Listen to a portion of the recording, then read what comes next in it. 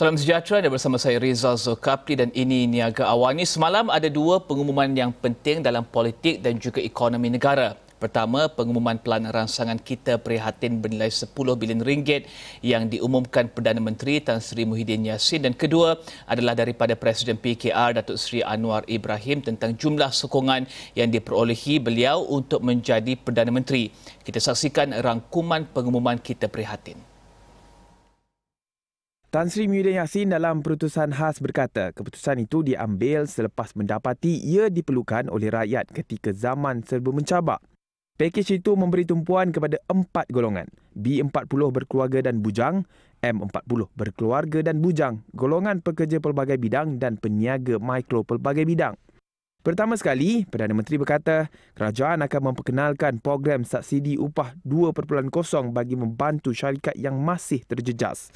Pertama, subsidi upah diberi kepada majikan yang masih terjejas, iaitu syarikat yang sejak PKPP masih menghadapi pengurangan hasil sekurang-kurangnya 30% berbanding tahun lepas. Kedua, subsidi upah diberi sehingga 3 bulan pada kadar RM600 sebulan untuk setiap pekerja sehingga maksimum 200 pekerja. Dan ketiga, permohonan dibuka dari 1 Oktober sehingga 31 Disember 2020. Bagi golongan peniaga yang tidak menepati syarat sebelum ini, Muhyiddin berkata program subsidi upah 2.0 akan dibuka untuk syarikat yang berdaftar dengan perkeso sehingga 31 Ogos 2020.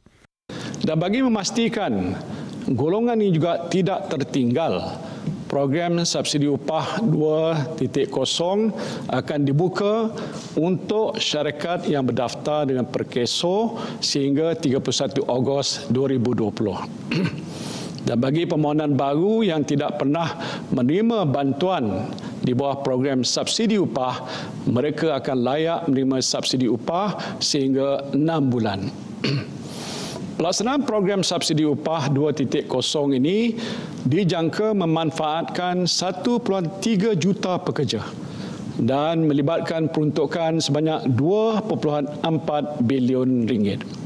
Dan keputusan kerajaan memperkenalkan pakej kerangka inisiatif tambahan prihatin atau Kita Prihatin dengan peruntukan 10 bilion ringgit Malaysia hari ini disambut baik oleh majikan dan rakyat di negara ini. Tinjauan Astro Awani di Kota Kinabalu, Sabah pada Rabu mendapati kebanyakan kumpulan berkenaan menzahirkan rasa syukur terhadap bantuan tersebut. Bersyukur, memang bersyukur. Sebelum ni memang dapat sudah. Tapi mungkin kali ini kalau dapat lagi kami bersyukur sangat. Kalau kami dapat meringankan beban dengan semua apa yang dia bagi, kami bersyukur sangat. Untuk keperluan beli barang anak, susu anak, lepas tu makanan semua, lepas tu sewa rumah, lepas tu dan sebagainya lah. Kami buat yang untuk bantuan kami bagi yang memerlukan juga lah. Contohnya macam saudara memerlukan, kami bagikan juga lah. Memang betul lah, sebab macam saya ini hanya pekerja dan ibu tunggal. Bolehlah meringankan beban juga sedikit lah, sebab saya kan tiada pekerjaan yang tetap, gaji pun tidak tetap sebab tidak menentu kan. Kalau ramai orang ada lebih sikit lah, kalau tidak ramai memang sikit saja. Tapi bila saya tidak dapat masa bulan lepas tu, saya macam down juga lah. Tapi kenapa saya tidak dapat? Saya ibu tunggal, saya sudah bagi semua di komin saya. Sebab saya masih ada anak tanggungan 2 orang. Sementara itu, Ketua Pegawai Eksekutif CEO AFCL Bioscience Sdn Bhd Anita Mohamad berkata program subsidi upah dan moratorium yang dinikmati oleh majikan memberi lebih nyawa kepada majikan yang terjejas akibat krisis kesihatan. Secara peribadi melihat dia sebagai satu inisiatif kerajaan yang sangat baik kerana memang penyambungan moratorium ini sangat diperlukan oleh syarikat dan juga mungkin individu yang berniaga, ya, terutamanya seperti PKS dan juga peniaga-peniaga kecil. Jadi kita sangat-sangatlah berharap moratorium ini, bantuan moratorium dan juga penjana ini diteruskan, ya, kerana ianya benar-benar memberi impak yang sangat baik kepada para peniaga dan juga pengusaha.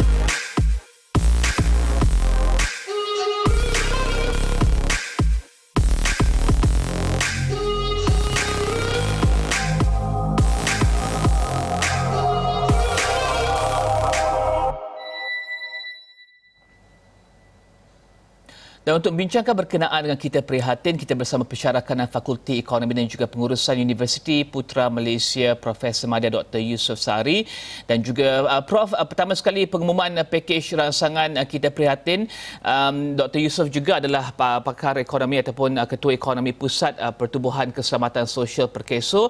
Kita berada dalam fasa pemulihan pada ketika ini dan juga angka-angka ekonomi termasuk KDNK dilaporkan semakin positif, terutama pada Jun yang dilaporkan pada sekitar negatif 3.2% berbanding April yang sangat rendah, dan juga ia dijangka akan terus pulih pada bulan Julai, Ogos dan juga September. Adakah doktor melihat saiz dan juga tumpuan yang sedikit kecil dan juga skop yang sedikit kecil namun bersasar ini sesuai dengan pemulihan semasa, atau lebih banyak lagi yang diperlukan untuk memastikan bahawa pemulihan dapat diteruskan untuk suku-suku akan datang? Saya melihat momentum pasaran ataupun keadaan ekonomi pemulihan itu sangat positif sama sekali, ya. Sudah berlaku bulan ke bulan, dah ada perkembangan yang sangat baik. Kadar pengangguran pun menurun bulan ke bulan. Jadi ini adalah signal yang baik kepada pasaran ekonomi Malaysia, ya. Kita tahu bahawa terdahulu kerajaan ada memberi pakej suntikan melalui prihatin dan juga penjana. Sebagaimana kita tahu bahawa pakej ini sebenarnya berterusan sepanjang tahun ini, dan sekarang ini kita baru sampai ke masih lagi bulan 9 pun belum habis lagi. Jadi masih banyak lagi sebenarnya kalau kita tengok pakej ransangan dan juga dana-dana yang perlu disuntik dalam ekonomi itu masih lagi sebahagiannya masih lagi belum disalurkan ataupun dilaksanakan. Jadinya kita jangkakan keseluruhannya kalau apa yang diperuntukkan dalam prihatin, penjana dan juga tambahan semalam kita prihatin tu, kalau kita sepanjang tahun ini, saya kira ia satu sangat akan memberi momentum yang positif kepada ekonomi, dan kita jangkakan sukuan ketiga dan sukuan keempat di Malaysia akan menunjukkan perkembangan ataupun pertumbuhan ekonomi sukuan yang positif, tidak seperti sukuan kedua yang baru lepas ini. Okey, dan Perdana Menteri turut umum 98% permohonan moratorium, lanjutan dan juga bank bersasar telah diluluskan. Dalam masa yang sama, PM turut umum program subsidi upah RM600 selama 3 bulan untuk majikan yang masih terjejas. Adakah ini mampu untuk meningkatkan keyakinan pengguna dan juga perniagaan? Ini adalah, saya nampak ini adalah pelan tambahan ataupun pelan supplement lah kita panggil. Kalau macam kalau kita makan setiap hari, kita nak bagi sihat, nak bagi betul-betul sihat, kita ambil supplement setiap hari kan. Selalunya orang buat begitulah. Sama juga dalam konteks ini, kerana pihak kerajaan sudah memantau rapat perkembangan dan juga pergerakan ekonomi kita selepas kita buka semula ekonomi kita, terutama dalam proses pemulihan sekarang ini, ya. Jadi kerajaan melihat ada sikit-sikit lompong yang boleh ditambah baik, dan lompong ini saya kira dimasukkan dalam kita prihatin untuk mengukuhkan lagi.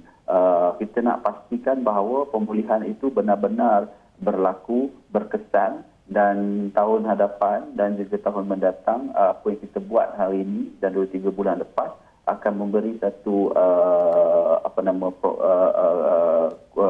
asas yang lebih kukuh untuk kita bergerak ke hadapan. Semua ini adalah bagi saya nampak adalah positif, ya.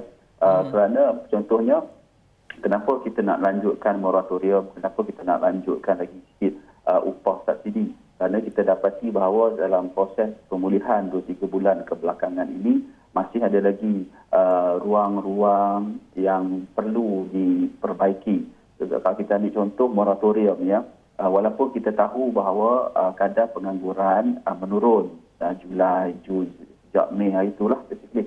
Tetapi kita kena ingat bahawa kita masih lagi ramai lagi yang dapat kerja di luar sana, kerja yang tidak lagi sama sebelum PKP ataupun sebelum COVID-19 menghentam ekonomi kita. Kalaupun dapat pekerjaan, gaji yang mereka perolehi kemungkinan besar tidak lagi sama seperti sebelum PKP dan juga COVID-19. Jadi perkara ini yang memerlukan bantuan sokongan yang kerajaan lakukan melalui pengumuman semalam kita prihatin tu, dan juga PKP yang sebelum ini. Dan saya rasa tentunya doktor juga setuju bahawa grant khas prihatin RM3,000 untuk lebih RM200,000 peniaga mikro dan juga pindahan tunai dalam bantuan prihatin nasional 2.0 RM1,000 untuk isi rumah B40 dan juga sehingga ke RM300 untuk isi rumah dan juga individu bujang M40 dan juga B40. Bagaimana doktor melihat kepada pindahan tunai ini? Adakah selama ini kita lihat dalam tempoh dan juga dalam pelan penjana prihatin sebelum ini, adakah ia memberikan kesan yang bagus kepada perbelanjaan, kepada perniagaan, kepada mereka yang membeli barangan dan juga perniagaan yang mendapat hasil daripada bantuan tunai ini? Bantuan tunai ini sebenarnya seperti yang pakej terdahulu ya, yang diberi untuk memberi suntikan kepada pertumbuhan ekonomi itu sendiri, kerana dalam pergerakan ekonomi kita, perbelanjaan itu adalah salah satu komponen utama yang menjana ekonomi kita. Adanya perbelanjaan, adanya pengeluaran, adanya output, maksudnya ada pengeluaran, ada output, adalah gaji, adalah pekerjaan. Itulah dia punya economic cycle-nya. Jadinya ini dalam jangka masa pendek ya, dalam 2-3 bulan ke hadapan ni, suntikan tunai itu sangat baik untuk jangka masa pendek, tapi bukan untuk jangka masa panjang ya. Masa pendek okey, kerana setiap perbelanjaan tersebut akan memberi impak semula kepada ekonomi. Tapi kalau lebih baik, kalau nak lebih sasarkan lagi, kalau bolehnya perbelanjaan, kita harapkan perbelanjaan tersebut dibelanjakan kepada sektor-sektor yang mempunyai pengganda ekonomi yang tinggi, pengganda PDMK, pengganda pendapatan, pengganda guna tenaga yang tinggi, supaya setiap ringgit yang kita belanjakan dapat menjana lebih pulangan kepada ekonomi itu sendiri. Itu yang kita, pengganda yang macam mana doktor? Ya. Pengganda yang macam mana? Perbelanjaan pengganda yang tinggi yang bagaimana? Maksudnya, contohnya begini ya.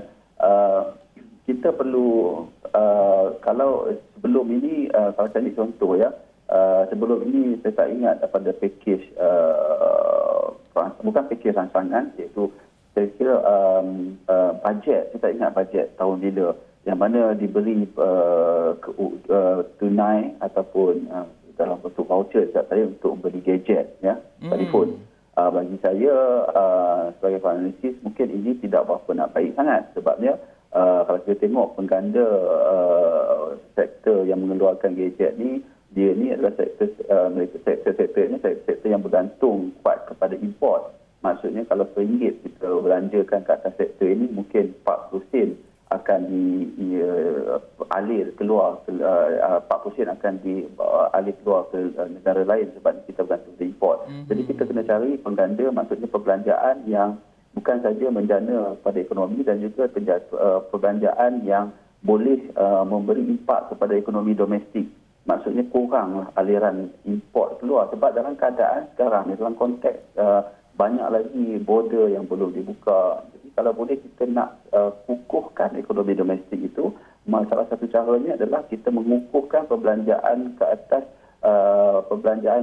produk-produk yang mempunyai nilai kandungan raw material ataupun kandungan bahan-bahan yang diambil daripada dalam negara, supaya kesannya ia akan memberi manfaat kepada pekerja-pekerja dalam negara. Okey.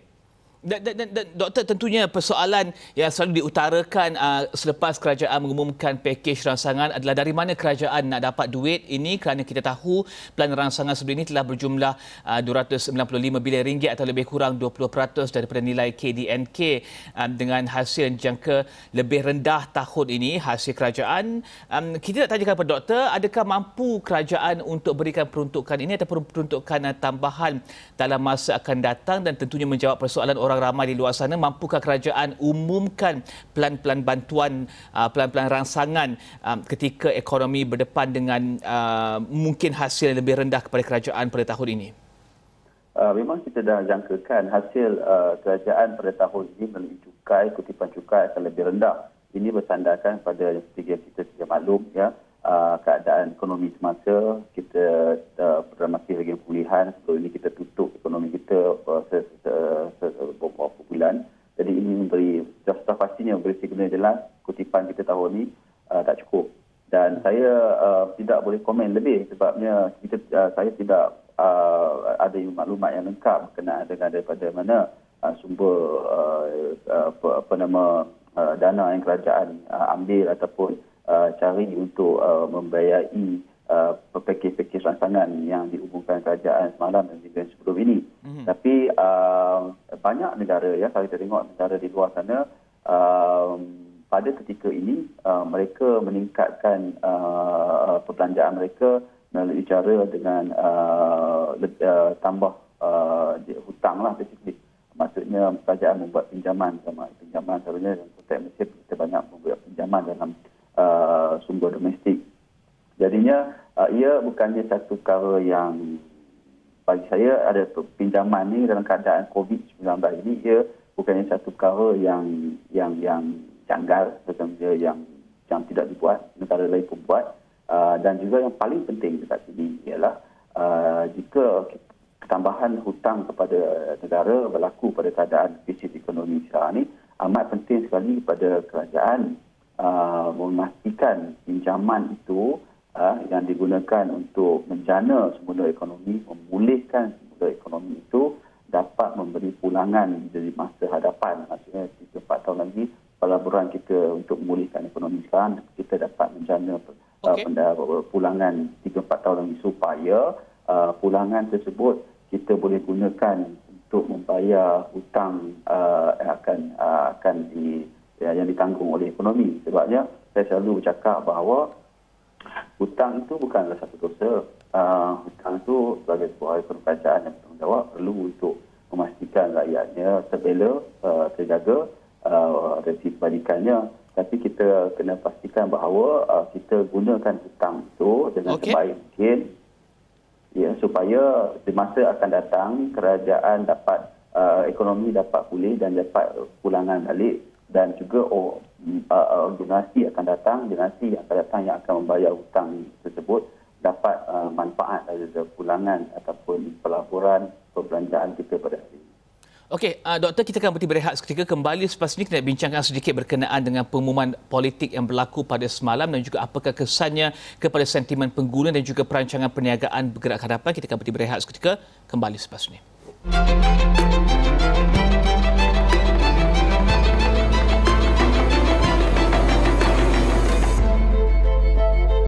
Semalam pada jam 12.30 hari, Presiden PKR Datuk Seri Anwar Ibrahim mendakwa beliau mendapat sokongan menghampiri 2/3 ahli parlimen untuk membentuk kerajaan baru. Katanya jumlah itu bukan sahaja sekadar melebihi 5 atau 6 ahli parlimen. Close to. Who are these people? They are MPs from various parties. Jumlahnya saya sebut kukuh meyakinkan. Jauh lebih daripada majoriti kecil 5-10. Mengapa saya tak mau sebut? Sebab saya meletakkan penghormatan kepada kedudukan ke bawah Duli Yang Maha Mulia, dan sepatutnya perkara yang terperinci ini harus dimaklumkan kepada Tuanku Yang di-Pertuan Agong terlebih dahulu. Dan di Kota Kinabalu, Tan Sri Muhyiddin Yassin sekali lagi mengulangi pendirian bahawa beliau masih Perdana Menteri yang sah. Muhyiddin yang juga Presiden Parti Pribumi Bersatu Malaysia Bersatu berkata, bagaimanapun beliau menghormati kenyataan yang dibuat pemimpin pembangkang dipercayai merujuk kepada Datuk Seri Anwar Ibrahim. Ada seorang pemimpin parti pembangkang, saya tak payah sebut siapa nama dia, yang menyatakan bahawa beliau sudah mendapat sejumlah sokongan daripada ahli parlimen untuk pertama menyatakan saya sudah tidak mendapat sokongan majoriti. Dan disebabkan itu dia fikir dia adalah orang yang layak untuk menjadi Perdana Menteri. Saya tidak mau nak persoalkan kenyataan beliau itu kerana saya hormat apapun pandangan daripada mana-mana pemimpin politik dalam negara kita. Dan disebabkan ini adalah bersandarkan pada perlembagaan, maka saya sudah dipilih oleh Yang di-Pertuan Agong untuk mengambil alih jawatan sebagai Perdana Menteri. Saya tak pun sebutlah, ada orang kata pintu depan, pintu belakang, tapi saya datang daripada pintu istana.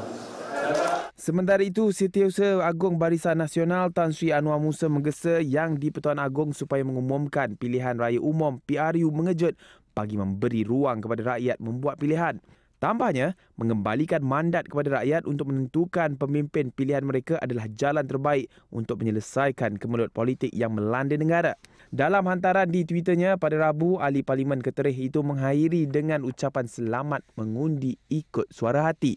Terdahulu, Anwar turut menegaskan Presiden PKR Datuk Seri Anwar Ibrahim tidak mungkin akan menjadi Perdana Menteri, tidak kira berapa jumlah ahli parlimen dan daripada parti mana yang menyokongnya.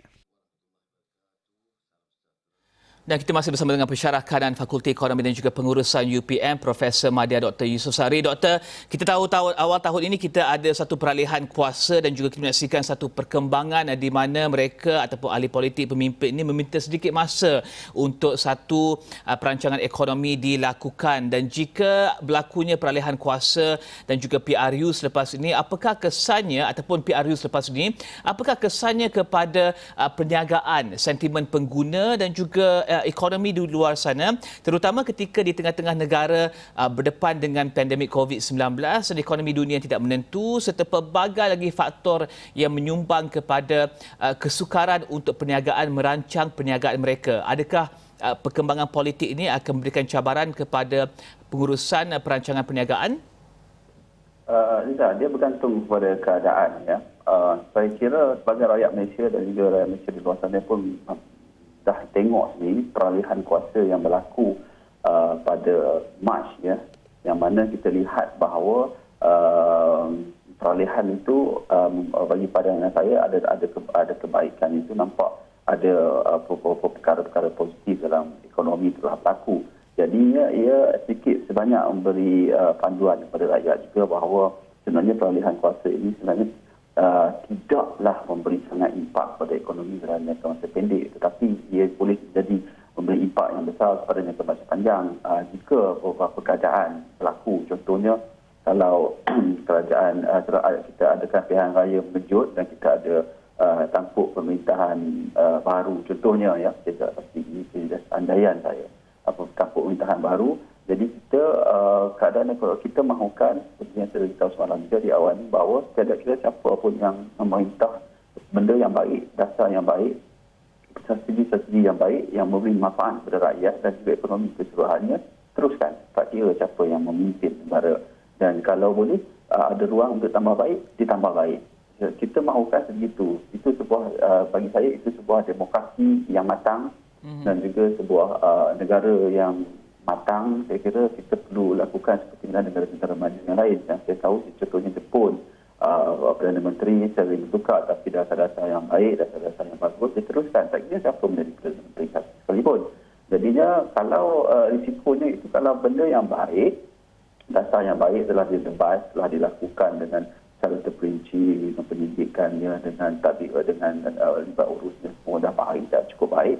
Tapi kalau pemerintahan baharu tidak mahu ikut, ini akan jadi sikit masalah kepada ekonomi kita dan juga bagi saya lah. Kerana kita terpaksa tukar, kita terpaksa ubah, dan nak ubah, nak tukar, nak realign balik akan mengambil masa. Dan dalam keadaan sekarang, dalam ekonomi sekarang ini, ia bukanlah satu masa yang baik untuk kita nak buat eksperimen ke, untuk kita nak buat sesuatu yang baru ke. Ia tidak berapa nak baik. Seelok-eloknya kita tumpukan kepada usaha untuk memulihkan ekonomi dan juga pastikan ekonomi kita bukan saja pulih, di masa akan datang kita pulih dalam keadaan yang lebih baik. Dan doktor, kita nak tanyakan, kerana kita ada belanjawan yang akan berlaku pada awal November ini dan juga rancangan Malaysia ke-12 serta pakej rancangan COVID-19 yang sedang dalam proses pelaksanaan. Jika berlaku pertukaran, jika berlaku PRU, apakah yang akan berlaku kepada kesemua ini?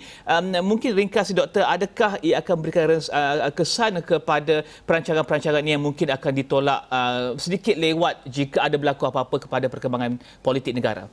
Sekarang ni apa yang dibuat oleh kerajaan, apa yang dirancang oleh kerajaan, termasuklah bajet 2021 rancangan Malaysia ke-12 berjalan seperti biasa, ya. Berjalan seperti biasa, agensi-agensi kerajaan berjalan seperti biasa, apa itu buat seperti biasa, tidak kira. Kerana walaupun atas sekalipun ada pilihan raya, semuanya masih lagi berjalan seperti biasa. Saya tak nampaknya akan terganggu. Cuma dia mungkin akan memberi impak, memberi kesan jika pilihan raya itu memberi keputusan adanya pemerintahan baru. Jadi kita harapnya pemerintahan baru kalau selepas pilihan raya dapat meneruskanlah apa benda yang baik, beberapa dasar-dasar yang baik dan diteruskan. Kita jangan tukar dah. Saya rasa saya tidak ideal kepada ekonomi itu sendiri, tidak kurang produktif, tak progresif kalau kita asyik bertukar-tukar dalam jangka masa yang keadaan ekonomi sedang dalam proses pemulihan dan keadaan yang jangka masa pendek ini. Ia sangat tidak baik bagi ekonomi. Okey, terima kasih pensyarah kanan Fakulti Ekonomi dan juga pengurusan Universiti Putra Malaysia, Universiti Putra Malaysia, Profesor Madya Dr. Yusof Sari membincangkan berkenaan dengan dua pengumuman yang kami bawakan semalam, iaitu pertama adalah pengumuman politik daripada Datuk Seri Anwar Ibrahim dan juga pengumuman berkenaan dengan kita prihatin daripada Tan Sri Muhyiddin Yassin Perdana Menteri. Kita akan berhenti di sini, teruskan bersama kami di Astro Awali untuk perkembangan dalam dan juga luar negara, terutama berkenaan dengan perkembangan politik negara pada ketika ini. Saya Riza Zulkafli, salam hormat.